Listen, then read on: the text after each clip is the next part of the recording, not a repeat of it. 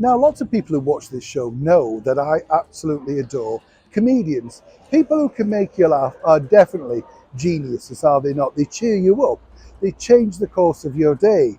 And for many people, there were just simply two of the greatest comedians ever that lived. We're talking about the brilliant Laurel and Hardy.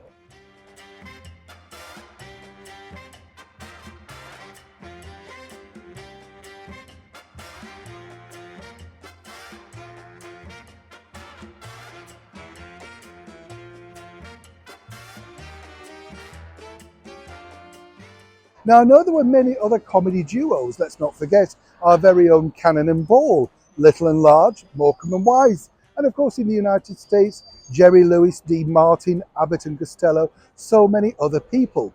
But you know, way back in the 1950s, when Laurel and Hardy came over here for their very final tour to the United Kingdom, they truly created. I mean, here were sort of Hollywood superstars, quite literally as opposed to said, in person.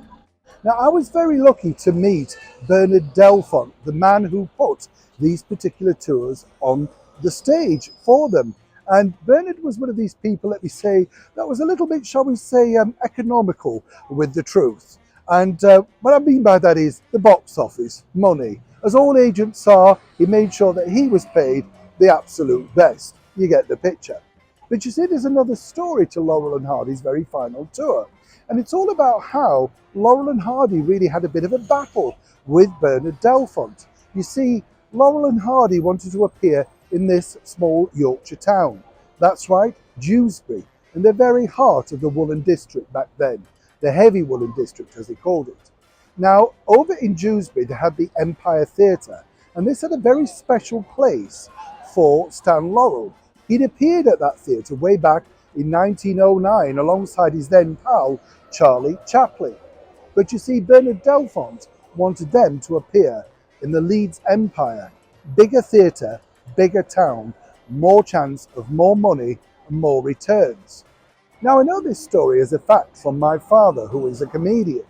He told me, all thanks to knowing another brilliant British comedian, Ray Allen. Who remembers Ray Allen and Lord Charles? Well, Ray Allen was on the bill with Laurel and Hardy on said tour. But what's interesting, you see, is that while Stan Laurel wanted to return back to his home roots, he also had family in Dewsbury. Bernard Delfont said no, it had to be Leeds.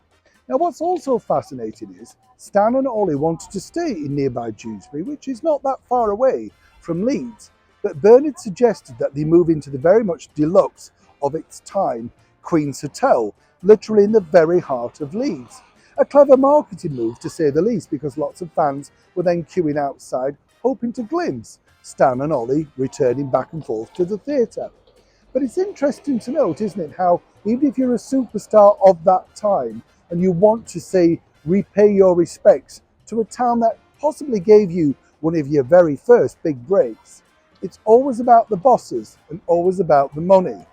Ray Allen, as I say, who created a comedy phenomenon with Lord Charles, and if you haven't seen it, do check it out on YouTube. Lord Charles, for my generation, was absolutely brilliant. Allegedly based on the super comedian Terry Thomas, he was fun, irreverent and cheeky. You couldn't get away with that today. But Ray Allen told me that Stan and Ollie were two of the kindest, most down-to-earth performers he'd ever worked with. They were so excited to be back on tour in the United Kingdom, and more importantly, were thrilled that so many of their fans were stepping back out to witness the talent of Laurel and Hardy one last time. As we know, this was their very last UK tour, and sadly we lost, of course, Oliver Hardy not long after. It's fascinating to note, as we've seen a mega movie about Stan and Ollie, starring Steve Coogan, etc., on the big screen, and it's a brilliant depiction of that time. But not every facet about that story was revealed. And I wanted to share this with you today, simply because when you think about it, they could have literally put Dewsbury on the map. But sadly for Stan and Ollie, it wasn't to be. Literally less than 10 months later, the Dewsbury Empire closed down for good and was demolished and turned into these, yes, offices, which soon could be demolished once again. It's proof how time moves on, but stars remain. And when you think about it, the Queen's Hotel still stands today, but sadly the room that Stan and Ollie stayed in is not even recognised. I think things like this should be. Do you not agree? As ever, I'd love to know what you think to this particular story about the brilliant comedians Stan and Ollie, Laurel and Hardy, in the comments below. Neil Sean in the very heart of London.